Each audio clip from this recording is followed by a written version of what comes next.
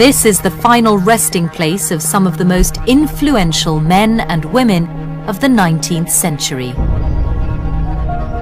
Tucked away amongst these memorials to the great and the good are the graves of three largely forgotten pioneers: Baron Headley, Marmaduke Pickthall, and in an unmarked grave, William Henry Quilliam. Although few recognize their names today, in the 19th century these men were responsible for a religious revolution that shook the British public to its core. They were aristocratic Christians who made a choice which inflamed Victorian society. They converted to Islam. An Englishman, a pucker Englishman, doesn't go native. He doesn't leave the English white upper middle class.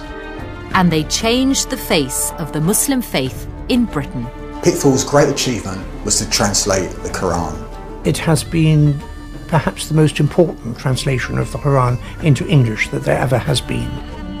This is the story of three extraordinary men who embraced Islam at a time when to be a Muslim was to be seen as a traitor to your country and the focus of hostility.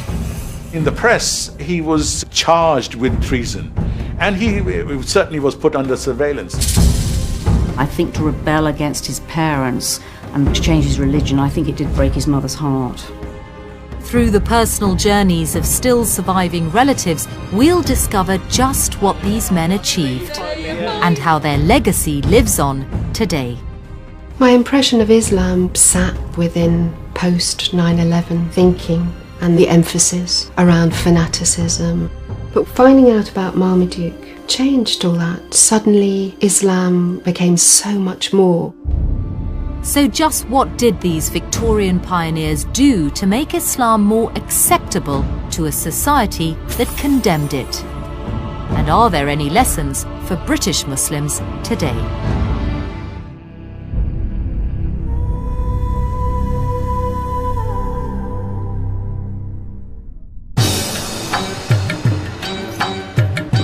Liverpool.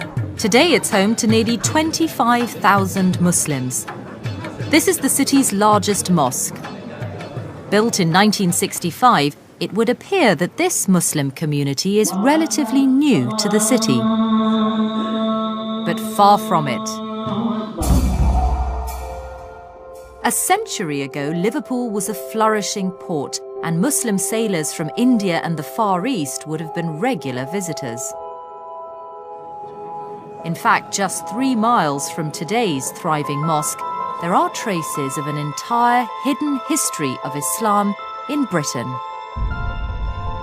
Echoes of a community that faced many of the same problems as Muslims today, and which may hold some of the solutions. This rather faded terraced house in a Liverpool suburb is where this forgotten story of Islam begins. Although it doesn't look much now, in the 19th century, this was the first mosque in England. In 1889, the house was bought by a man named Abdullah Henry Quilliam. Quilliam was a Victorian gentleman, but he was also a Muslim convert. A religious innovator who fought to change preconceptions of Islam at a time when society found it frightening and alien. And it was here that he set about doing it. Abdullah Quilliam had an architect appointed who designed the extension to the building. Ghalib Khan is the chairman of the Abdullah Quilliam Society. You can look at the arch designs that was made. A few steps down is the mosque.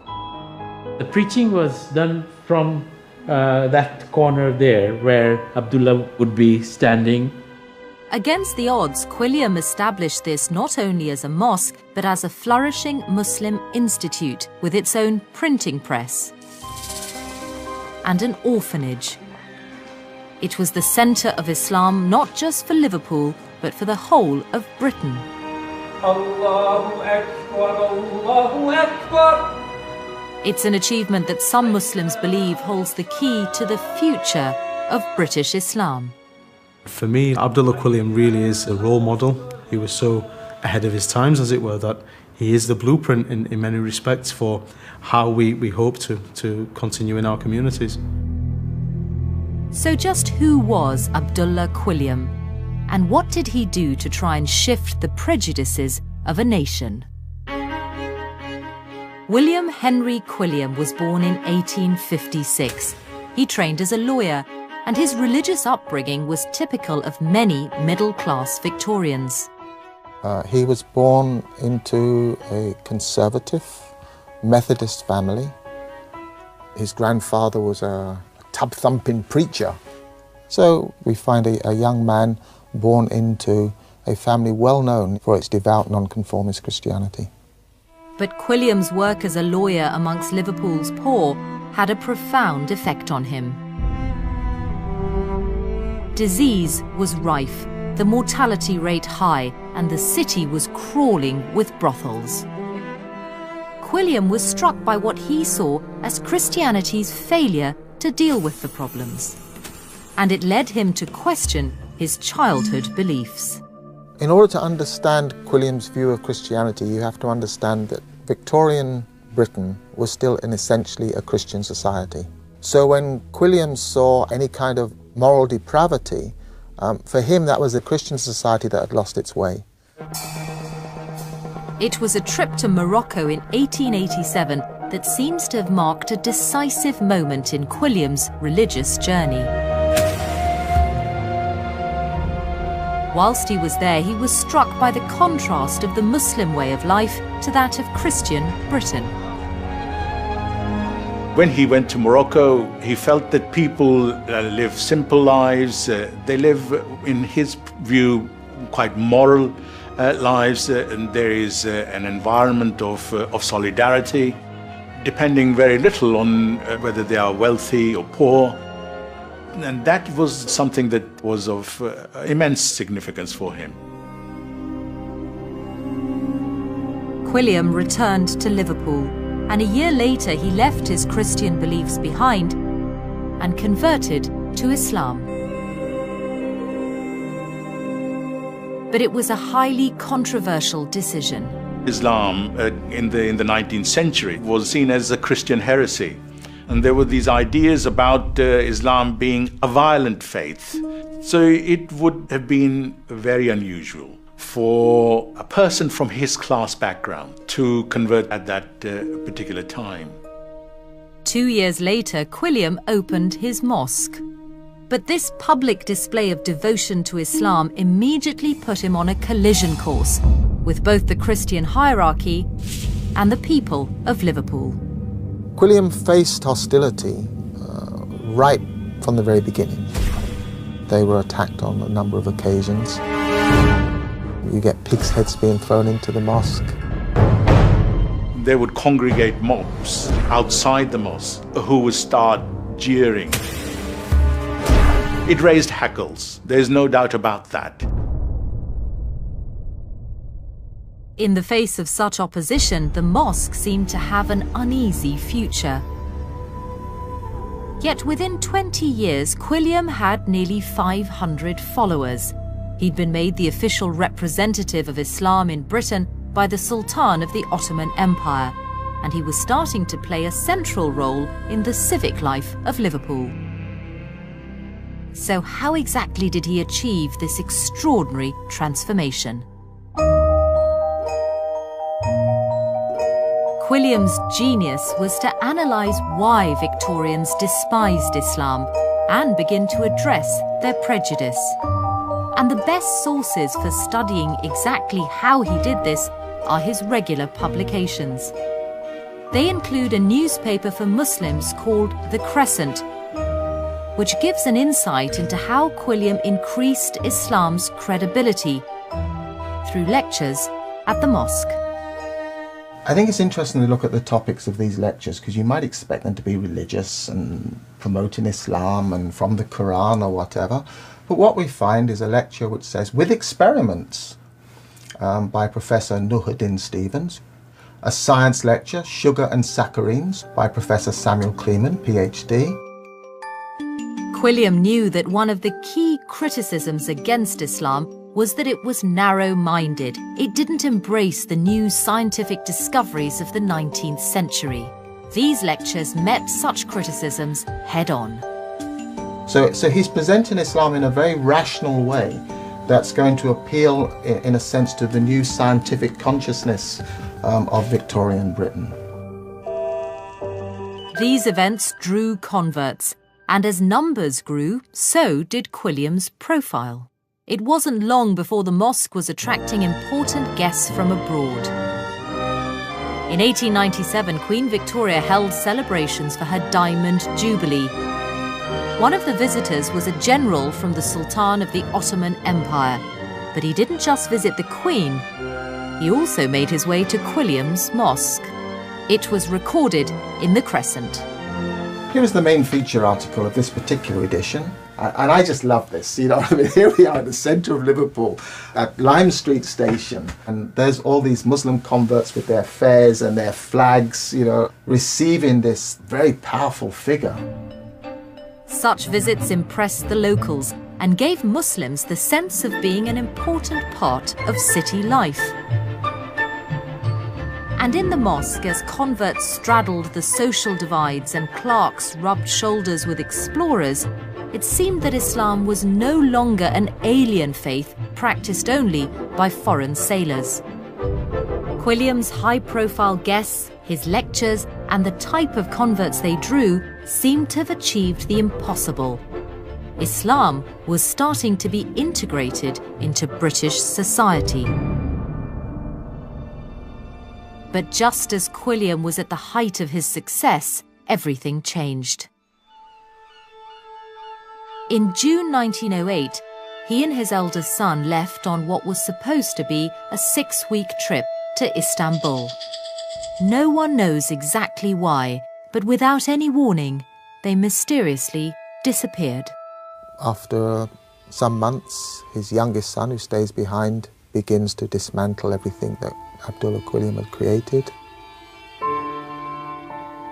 The properties are sold, and effectively the Liverpool Muslim community comes to an end.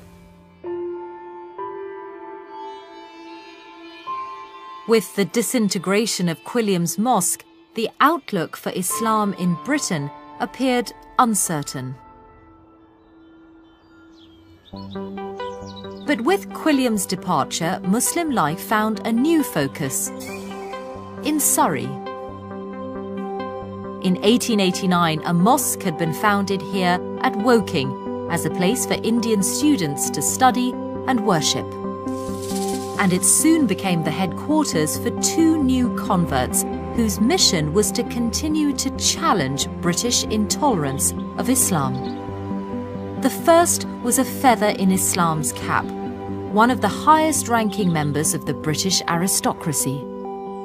Baron Headley was an Irish peer. He was born in 1855. He pursued a career in civil engineering. He spent a great deal of time in India, and that's where he came into contact with Islam. In 1913, Lord Headley converted and began to attend Woking Mosque. Extraordinary film from the time shows Edwardian ladies alongside Muslims from all walks of life. And it was this unusual combination of genteel English culture mixed with Islamic values that Headley capitalised on to try and dismantle hostile British stereotypes of Islam. So, for example, Lord Headley was involved in activities such as at homes. All sorts of people would gather and there have tea and cakes. They mingled knowledge of Islam with cultural activities, and there would be renditions on the sitar, English ladies playing the piano. By introducing Islam in a context familiar to Edwardian high society, Headley made the religion seem less alien, more English. They needed to be creative and innovative in their approach so that Islam became very much part of this environment. So one could actually feel quite comfortable with Islam if that's what it meant. Headley's work was another step towards breaking down British prejudice against the Muslim faith. But tea parties went only so far. It was the work of yet another Woking convert which has perhaps had the most enduring impact on Islam in Britain. His name was Marmaduke Pickthall, and his greatest achievement was to become the first English-born Muslim to translate the Quran into English. A groundbreaking work that made Islam accessible to non-Muslims. Living on the south coast today is one of Pickthall's surviving relatives. Artist Sarah Pickthall is Marmaduke's great-great-niece. Brought up by devoutly Catholic parents, it wasn't until the death of her father that she first began to learn more about her Muslim ancestor. I knew that Marmaduke Pickthall was a relation. I didn't really know that he was a Muslim convert. But when I started to look more closely, I then suddenly unpacked the most incredible life story and a man who was both a novelist and a pioneer. It's kind of what our complicated lives are like. Sarah was so inspired by Marmaduke's story that she and a group of artists have begun to explore his life and legacy in a project called Loyal Enemy. Through painting, through film, through poetry, we're going to build a kind of kaleidoscope around Pickthall's life, and we hope that through that there'll be certain sort of shafts of light which will connect Pickthall's life with the audience looking at it today. Learning about Pickthall has overturned all that Sarah thought she knew about Islam. My impression of Islam was one that sat within post 9/11 thinking.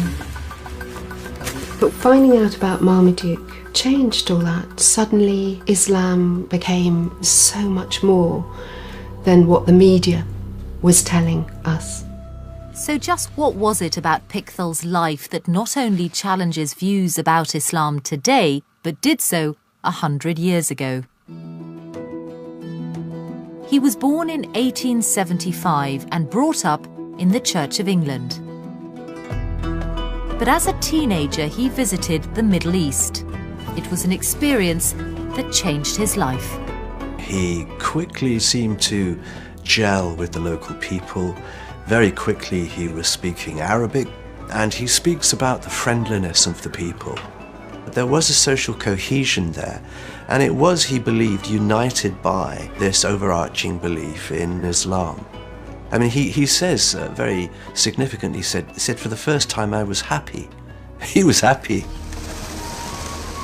But although attracted to the religion and mindset of the Orient, it wasn't until the First World War 20 years later that Pickthall finally rejected his childhood beliefs. Britain declared war not only against Germany, but Turkey as well, the centre of the Ottoman Empire and the Muslim faith. It was a country Pickthall had visited and been impressed by. So he was shocked when he found Islamophobia being used to justify the war by British politicians and clergy. Pickthall went to church and the congregation were singing one of Charles Wesley's hymns. That was quite anti-Islam. It referred to the Prophet Muhammad as the impostor and the Arab thief who is disrupting the whole of Asia. And I think he was utterly distressed by it all.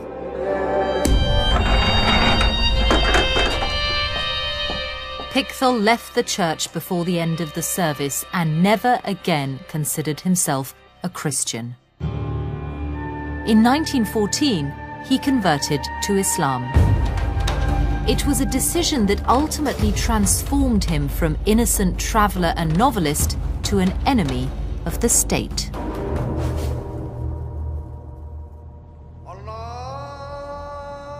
After his conversion, Pickthall attempted to persuade the British government to change its policy towards Turkey. But his actions had devastating personal consequences. He became a total outsider in Britain, a security risk. He was a man who was supporting the enemy and who'd embraced Islam. He destroyed his reputation as a conservative Englishman. Such an atmosphere of suspicion drove Marmaduke to leave Britain altogether.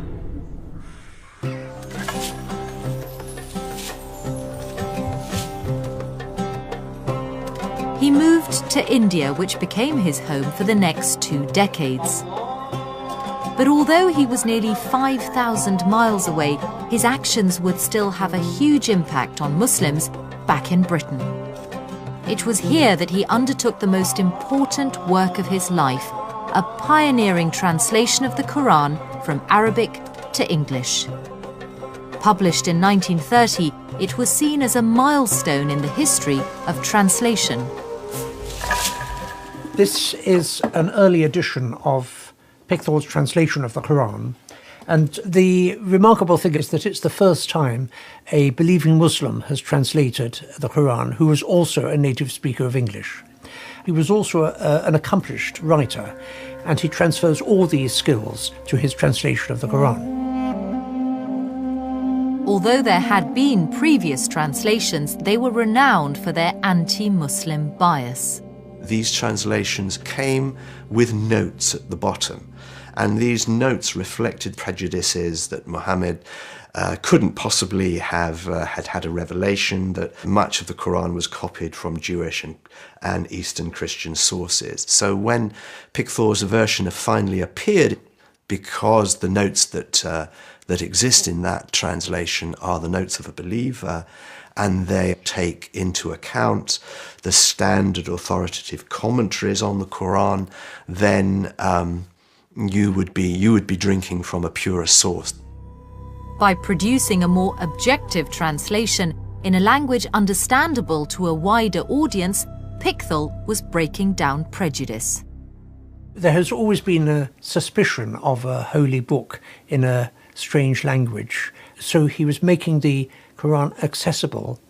And if there has been a kinder and more tolerant appreciation of Islam, it has been through Pickthall's translation.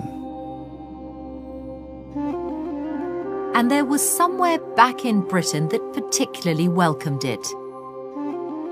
Woking Mosque, Pickthall's base before he left for India. At a time when it seemed all of Britain was against him, it was the one place he had felt at home.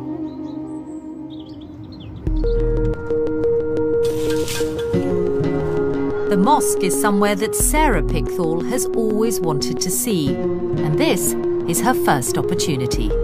I think Marmaduke would have been pleased for me to visit a place that was so important to him, just to see the impact he had there. I think he'd be really pleased that I was coming. But just in here.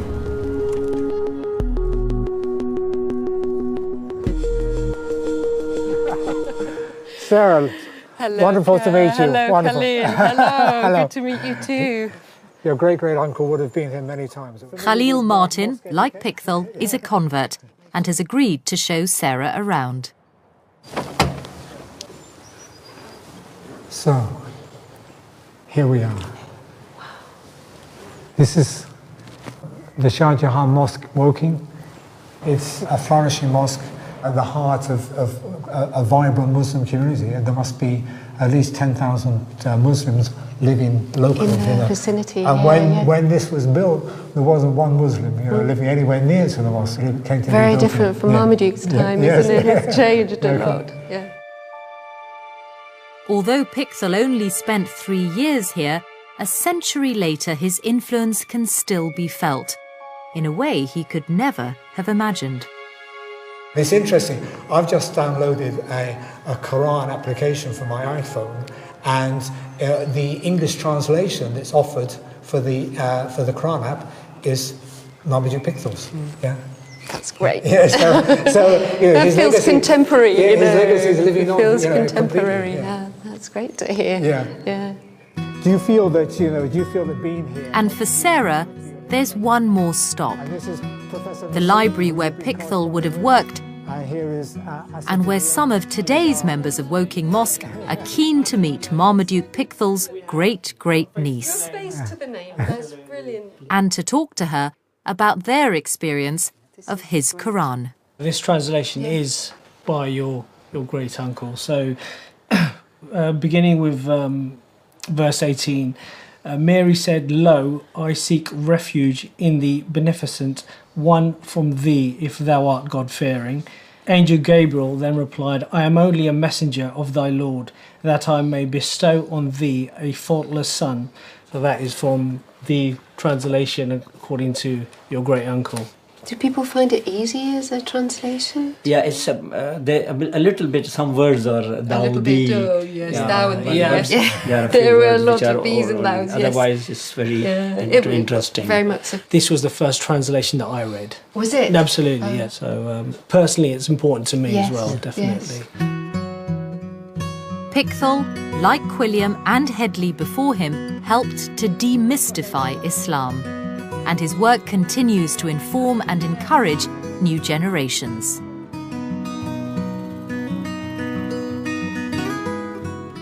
Pickthall remained in India, but he returned to Britain at the end of his life. In 1936, he was buried just 5 miles from his beloved mosque.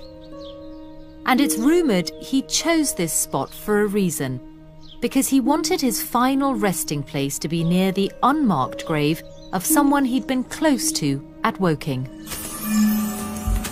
A man known as Henri de Lyon. Henri de Lyon was a quiet man, had clearly travelled, had a very strong allegiance to the Ottoman Empire, but a very respected member of the Woking community. But Henri was not all that he seemed. He was none other than Abdullah Quilliam. Like Pickthall, he too found his faith put him at odds with British foreign policy. And after his mysterious departure from Liverpool, many believe he wanted to maintain a lower profile. So when he returned to England, he took a different name and lived out the rest of his life quietly at Woking. Quilliam died in 1932, Baron Headley 3 years later. Although these men lived a century ago, they faced many of the same challenges as contemporary Muslims. And some believe the way they tried to tackle the prejudice towards Islam then offers ways forward for Muslims in Britain today. Generally, there is a disquiet today about Muslims demanding special treatment. What we learn from these converts is that it doesn't have to be so at all. They were trying to develop as much integration with society as possible. Quilliam had a realization that if you were going to promote Islam in Britain, it had to be British. It's an approach that even now is transforming views. I think from that first time I learned more about him, I've changed very much in how I feel about Islam. From the two-dimensional view, it's become multifaceted, and I feel that the impact of his life has so much to teach us, to expand our thinking. I feel we're just at the start of that in this country, and it feels incredibly exciting to be part of that journey.